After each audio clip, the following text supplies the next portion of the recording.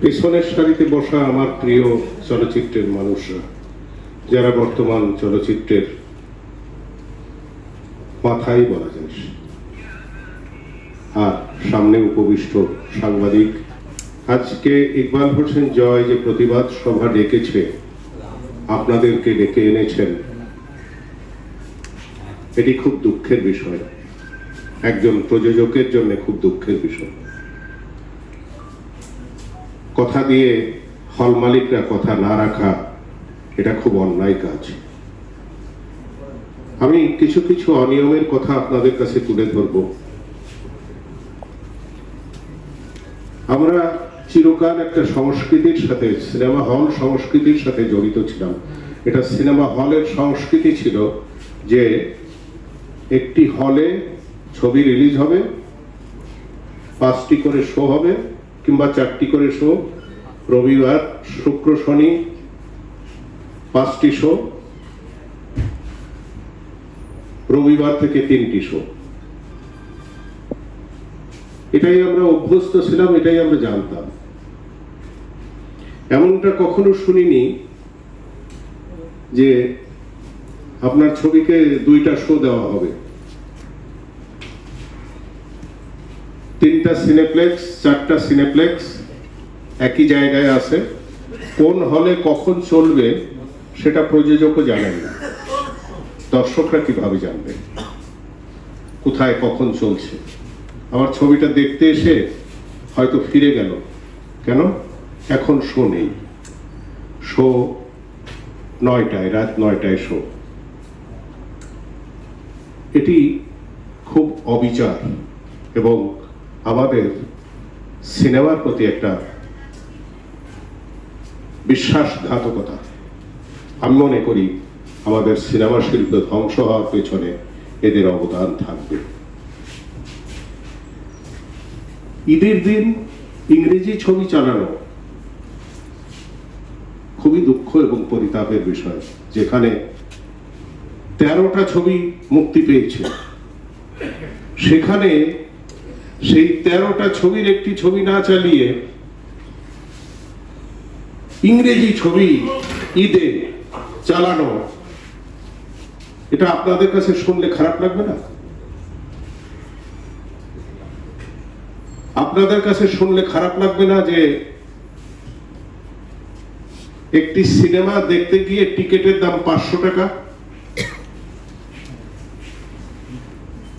500 টাকা টিকিট, তারপরে সেই টিকিটের প্রবেশ মূল্য কত?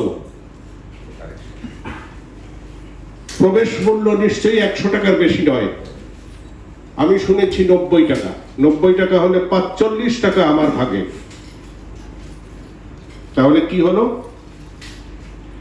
500 টাকা একটি টিকিট বিক্রি করা হলো, সেখান থেকে আমাকে দেওয়া হলো 45 টাকা।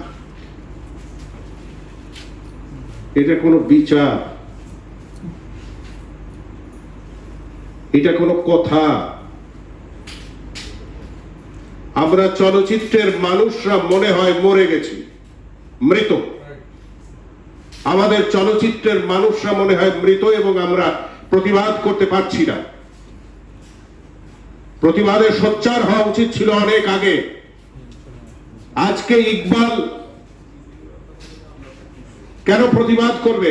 প্রতিবাদ করা উচিত সমগ্র ফিল্ম ইন্ডাস্ট্রির, যেখানে ফিল্ম ইন্ডাস্ট্রি শেষ হয়ে যাচ্ছে, মৃত হয়ে যাচ্ছে। সেই মৃত ইন্ডাস্ট্রির উপরে যদি দেখা যায় যে একটা মৃত মেয়েকে ধর্ষণ করছে একটা লোক, তেমনই সামিল। এই দুঃখ আমরা কোথায় রাখবো?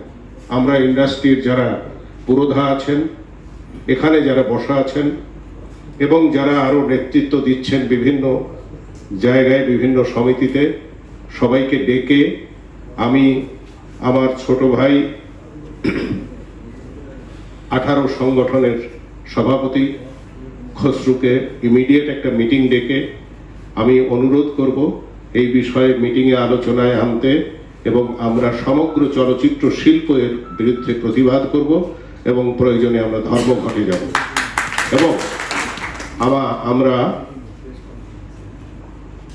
মন্ত্রণালয়ে গিয়ে আমাদের প্রতিনিধি গিয়ে মাননীয় মন্ত্রী মহোদয়কে অবগত করবেন এবং একটা সময় বেঁধে দিয়ে আসবেন, যে সময় পরে আমরা ছবি সরবরাহ বন্ধ করে দেব।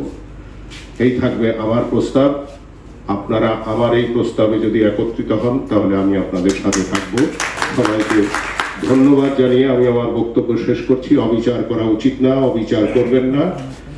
আমাদের ইন্ডাস্ট্রি প্রায় শেষ হলে দেশের, কিন্তু বলেছে শেষ হলে দেশ এবং জাতির বড় ক্ষতি হয়ে যাবে। এটা আমি অনেক আগেই বলেছি। সিনেমা আবেগ তৈরির কারখানা, এই আবেগ তৈরির কারখানাটা যেন বন্ধ না হয়, তাহলে দেশ ও জাতির প্রচন্ড ক্ষতি হয়ে যাবে, যা হয়ে গেছে অলরেডি, আরো ক্ষতি হবে। সবাইকে ধন্যবাদ। আল্লাহ হাফেজ। জয় বাংলা, জয় বঙ্গবন্ধু।